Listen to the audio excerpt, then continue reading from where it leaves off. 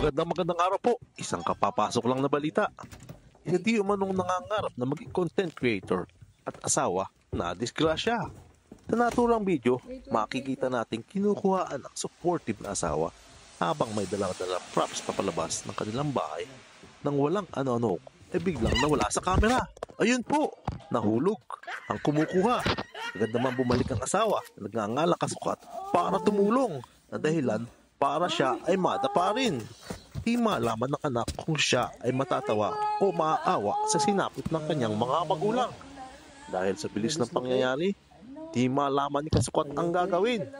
Hihilahin niya ba ang asawa o tatawag ng ambulansya? Habang panay ang hawak sa tuhod dahil sa pagkakadapa. Walang magawa si kasukat kundi mag-sorry at magalit sa pangyayari. Sa huli, nagtamo ang mag-asawa ng galos at pamamaga ng paa. At matindi-tinding kaya yan. Payo ni kasukat, ingat lagi. Content pa more!